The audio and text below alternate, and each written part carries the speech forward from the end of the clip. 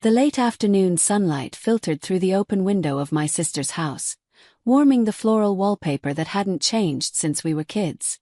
Every weekend, like clockwork, I drove the 45 minutes from my condo in the city to spend time with her and her son, Ethan. It was a ritual born from our bond, one I cherished deeply, but lately it had taken on a different energy. At 39, I had built a life I was proud of, a respected urologist with a thriving practice and a comfortable, albeit solitary lifestyle. But as I sipped my tea that day, sitting at the kitchen table while Ethan fiddled with something on his laptop across from me, I noticed something I hadn't before. He wasn't just a gangly teenager anymore. At 17, he had grown into someone who carried himself with a quiet confidence that caught me off guard. His dark eyes would dart to me occasionally, a fleeting glance that lingered just a fraction longer than seemed casual. At first I brushed it off, chalking it up to my overactive imagination.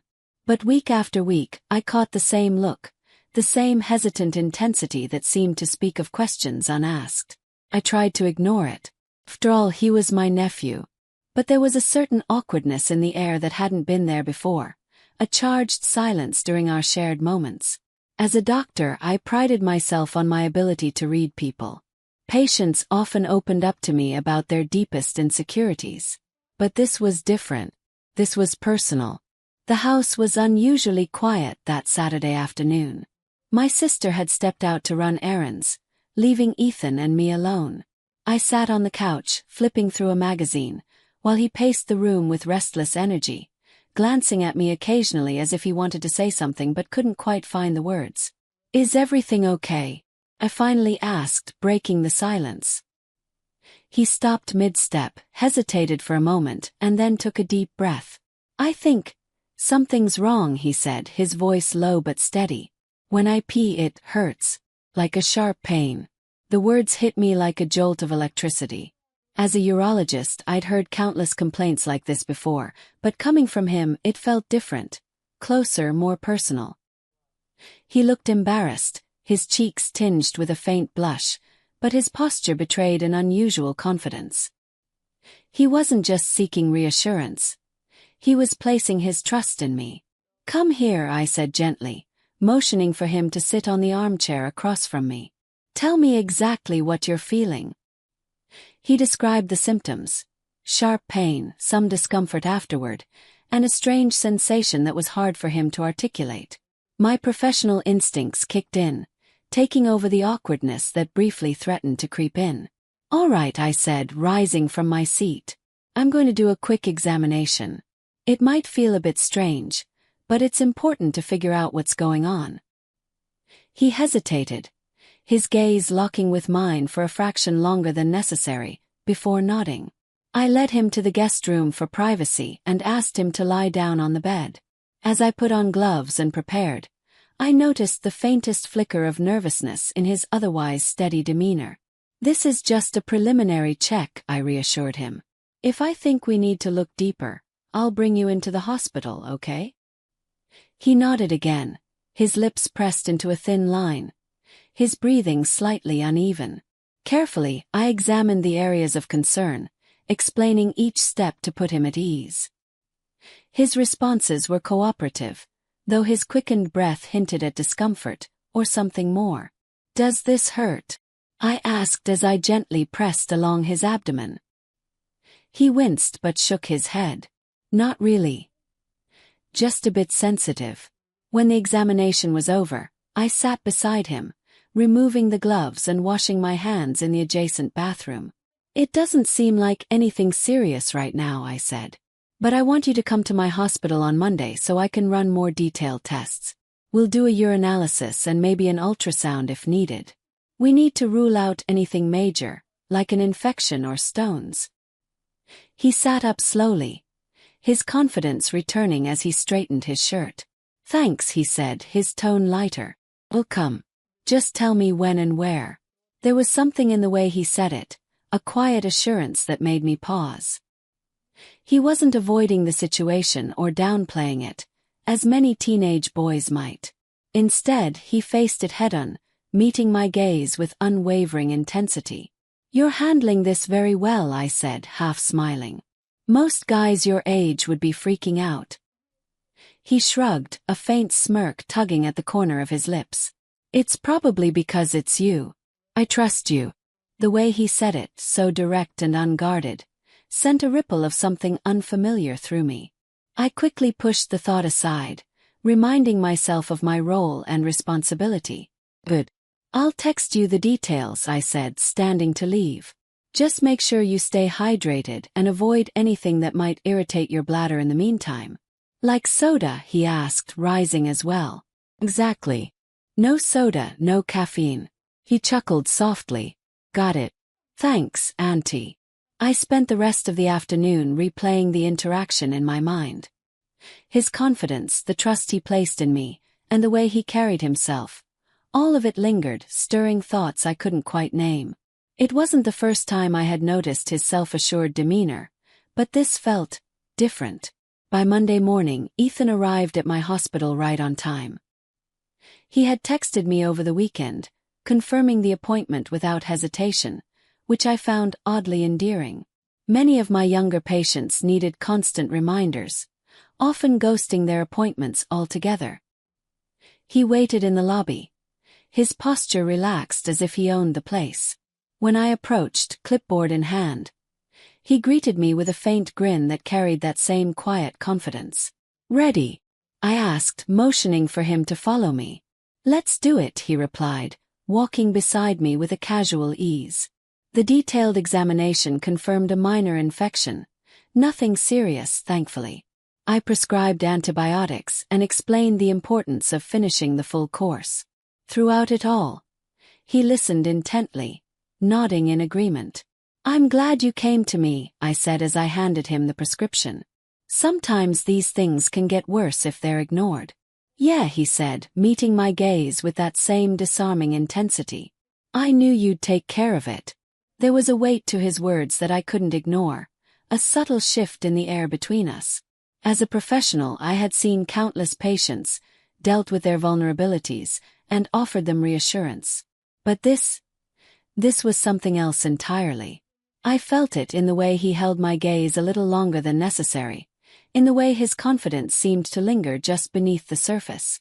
Take care of yourself, I said, my tone firmer than I intended. And let me know if the symptoms don't improve. He smirked, the playful ease returning to his expression. Don't worry, I'll keep you updated. As he walked away, a quiet warmth settled in my chest, a mixture of pride, concern, and something I didn't quite have the courage to name. 4 days later, my phone buzzed just after lunch. I glanced at the screen to see Ethan's name pop up. Ethan, hey Auntie. Can I come in today? I'm still not feeling right. Frowned, surprised. The antibiotics should have started working by now. Could there be something we missed? Quickly, I replied. Me, of course. I'll be in my office until 6. Just come by. The hours dragged, and I couldn't help but wonder what might have gone wrong. By the time he knocked on my door that afternoon, I was already prepared to run more tests. Come in, I called, and the door creaked open. The moment he stepped inside, I noticed it. Ethan looked different. His dark jeans and tailored shirt hugged his frame in a way that highlighted just how much he'd grown. He wasn't the boy I used to tease during family dinners. He was standing before me as a man. His hair was neatly combed, and the faint musky scent of cologne drifted toward me as he sat down. It was subtle but unmistakably intentional. I cleared my throat, pushing those thoughts aside. You said you're still not feeling better. Yeah, he said, his voice carrying a hint of frustration. The pain's still there. It's not as bad, but it hasn't gone away completely. I leaned forward, folding my hands on the desk. That's unusual. The antibiotics should have cleared up an infection by now. Maybe there's something else going on. My eyes searched his face for signs of discomfort, but what struck me was his calm, collected demeanor. He wasn't panicking. He was watching me with an intensity that made my pulse quicken. Do you think it could be something serious? He asked, his voice steady but laced with genuine concern. We'll figure it out, I assured him. I'll need to examine you again though. If that's all right. He hesitated just briefly before nodding. Course. Whatever you think is best. His words carried a confidence that caught me off guard again. This wasn't the usual awkward reluctance of a teenager being poked and prodded for answers. It was a mature willingness to confront the situation head-on. I gestured toward the examination table, where he settled without protest. I donned gloves and began the process, carefully pressing along his abdomen and lower pelvis, asking him to describe the sensation at each point. As I worked, I couldn't help but notice the faint tension in his muscles and the way his breath hitched occasionally. "Does this hurt?" I asked, pressing gently on his lower abdomen. "Not really," he said, shaking his head. "It just feels weird." His symptoms didn't align with a straightforward infection, and I began to suspect something I hadn't initially considered. My professional instincts nudged me toward a possibility I didn't want to ignore. I paused, looking at him carefully. "Ethan, I'm going to check your prostate," I said gently. "I don't think it's the source of the problem, but we need to rule it out. It's standard in cases like this." He blinked, the calm expression on his face briefly replaced with surprise. "My prostate," he echoed. "Yes. It's a routine part of diagnosing lower urinary issues," I said, keeping my tone professional. "It might feel uncomfortable, but it's important to make sure everything's okay." He hesitated, his eyes locking with mine. For a moment I thought he might refuse.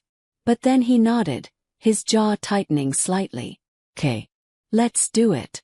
There was something admirable about the way he handled himself. Most young men balked at the idea, but Ethan agreed without drama, trusting me implicitly. It was the kind of trust that made my chest tighten with an unfamiliar emotion I quickly buried. "Lie on your side," I instructed, guiding him through the process. He followed my directions without complaint, though I could feel the subtle tension in his posture.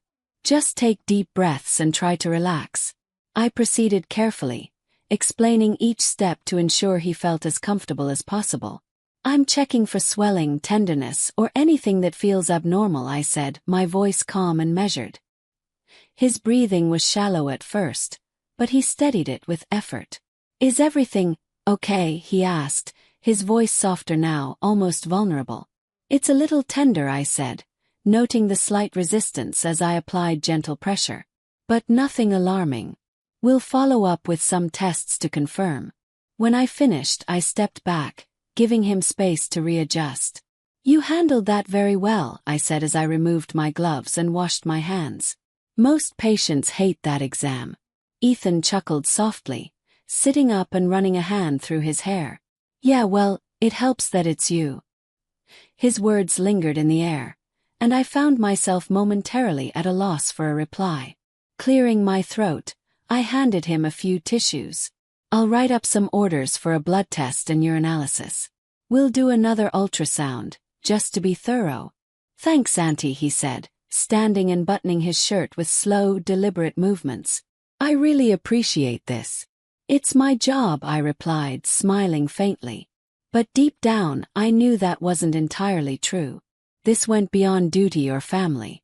There was something about the way he trusted me, relied on me, that stirred a mix of pride and unease in equal measure.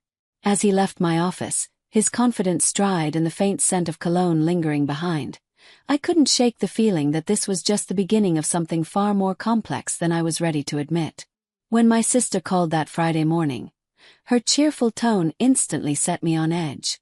She rarely asked me to stay overnight during my weekend visits, and her suggestion caught me off guard.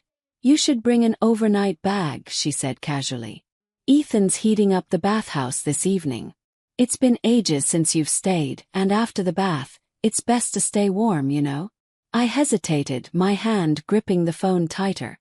"The bathhouse," I repeated, trying to gauge her intentions.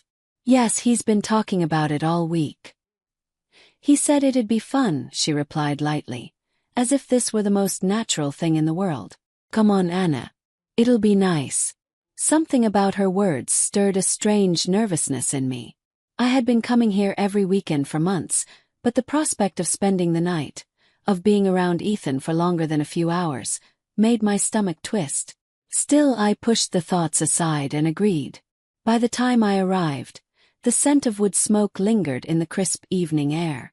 Ethan greeted me at the door, his dark eyes carrying a quiet warmth that made my pulse quicken in a way I wished it wouldn't.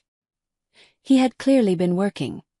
His sleeves were rolled up, exposing strong forearms streaked with soot. "Auntie," he said with a grin, holding the door open for me. "Glad you made it. The bathhouse is almost ready." "Thanks," I replied, trying to keep my voice even. "Where's your mom?" "She's running late." "Errands," he said with a shrug. "But she told me to go ahead and get everything started. Figured you wouldn't mind." I nodded, stepping inside. The familiar comfort of the house calmed me slightly, though I couldn't ignore the subtle tension that hung in the air. The bathhouse stood a short walk from the main house, its warm glow spilling through the windows into the cold night. Ethan led the way, carrying towels and a thermos. The steam hit us the moment we stepped inside, wrapping around us like a thick blanket. He had done a good job. The heat was perfect, and the scent of cedar lingered in the air. "Not bad, huh?" he said, looking back at me. "Not bad at all," I admitted, genuinely impressed. "You've outdone yourself." He smiled, a flicker of pride flashing across his face.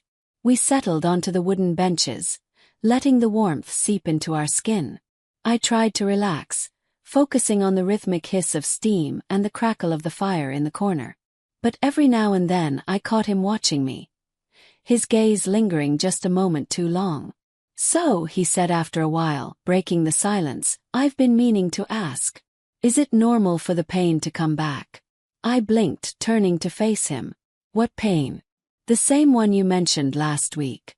He nodded, his expression serious. "It's not as sharp, but it's still there. I didn't want to bother you again, but since you're here." I exhaled, my professional instincts kicking in despite the strange circumstances. "You really should have called me sooner, Ethan. Pain like that can indicate something more serious." "I know," he said, running a hand through his damp hair. "But I figured you'd check it out if it was bad enough. Can you?" "I don't want to ignore it." The heat of the bathhouse suddenly felt stifling. This wasn't the sterile environment of my office. This was far more intimate, the steam blurring the lines of propriety. But his request was sincere, and I couldn't dismiss it. "All right," I said after a moment. "Sit up straight. I'll do a quick check." He shifted on the bench, his posture tense but compliant. I moved closer, my hands steady despite the faint tremor I felt inside. The warmth of the room mixed with his proximity made it difficult to focus, but I forced myself into clinical mode. "Does it hurt here?" I asked, pressing gently on his lower abdomen. He shook his head, his breathing shallow.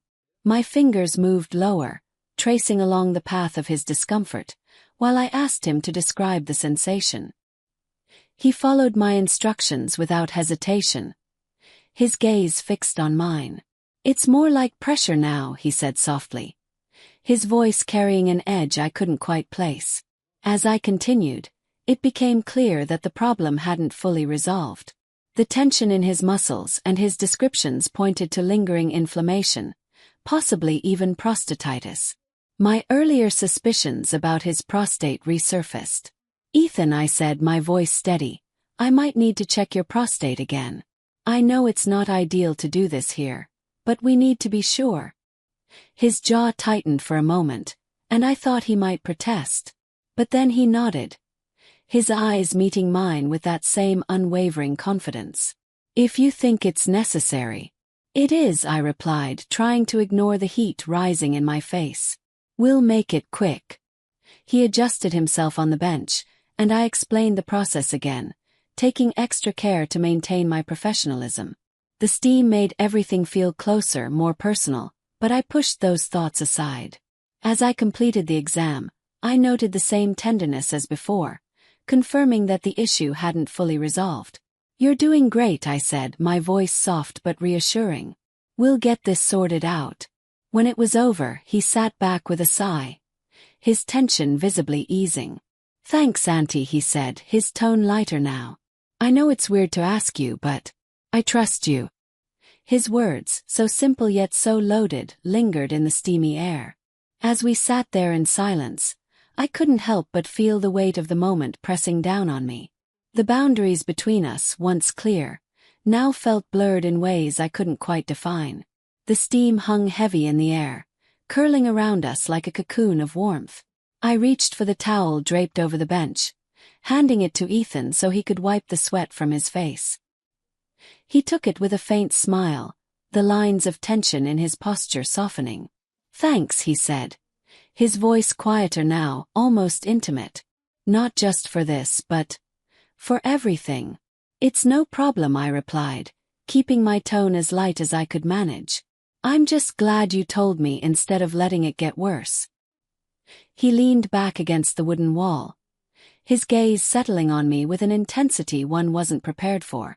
"I don't know if I would have gone to anyone else. It's not easy to talk about this kind of stuff." "I understand," I said, forcing a smile to cover the growing tightness in my chest. "It's personal.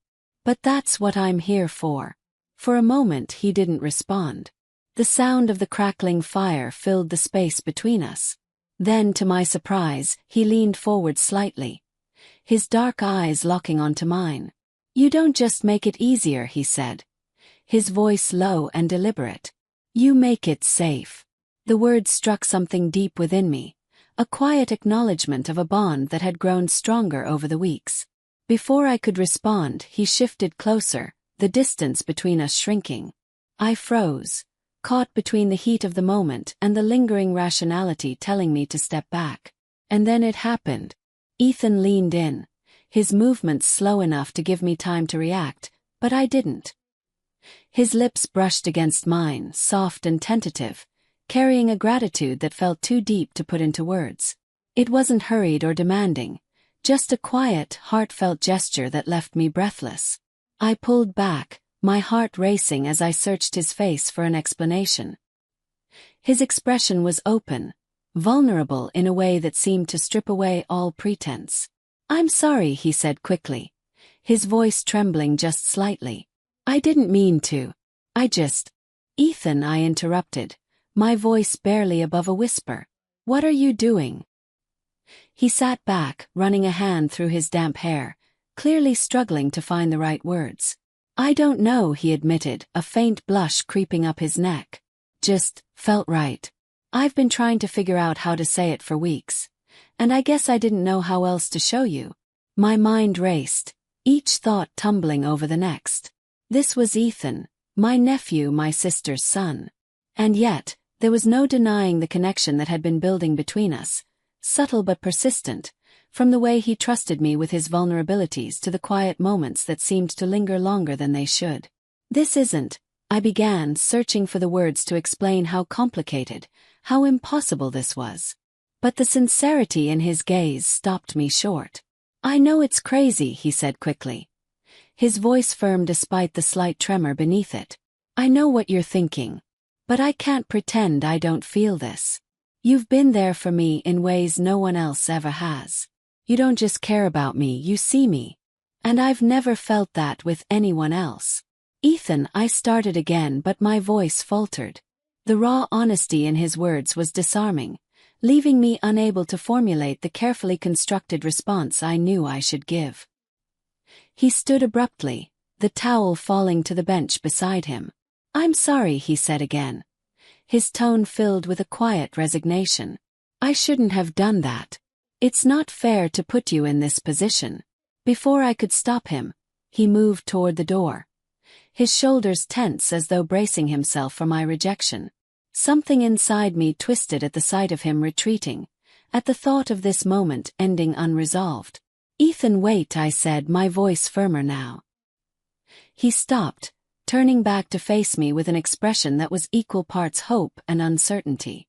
I stood slowly, the heat of the bathhouse suddenly feeling overwhelming. "This isn't simple," I said carefully, meeting his gaze. "What you're saying, what you're feeling, it's complicated." "I know," he said, stepping closer but keeping a respectful distance. "And I'm not asking you for anything. I just needed you to know." His honesty hung in the air, heavy and undeniable. I searched his face for signs of immaturity, for any hint that this was a fleeting infatuation born out of vulnerability. But all I saw was a young man who was earnest, self-aware, and utterly serious. I sighed, wrapping the towel around myself more tightly, as though it could shield me from the whirlwind of emotions swirling inside. "This isn't something we can just act on," I said finally, my voice trembling slightly despite my best efforts to stay composed. "I understand," he replied, his tone soft but resolute. "But I won't pretend it's not there. And I don't think you should either." His words left me speechless, and for a long moment we stood in silence, the steam curling around us like an unseen spectator to our unspoken truths. Finally I found my voice again. "Let's not rush into anything," I said, my tone firm but not unkind. "There's too much at stake." He nodded slowly, his expression thoughtful. "I'll wait," he said simply, his words carrying a quiet conviction that sent another ripple through me. "As long as it takes." With that, he turned and stepped outside, leaving me alone in the thick, humid air of the bathhouse. I sank back onto the bench, my head spinning as I tried to make sense of what had just happened. This wasn't just a kiss. It was a door, opened ever so slightly, to a path I wasn't sure I had the courage to walk.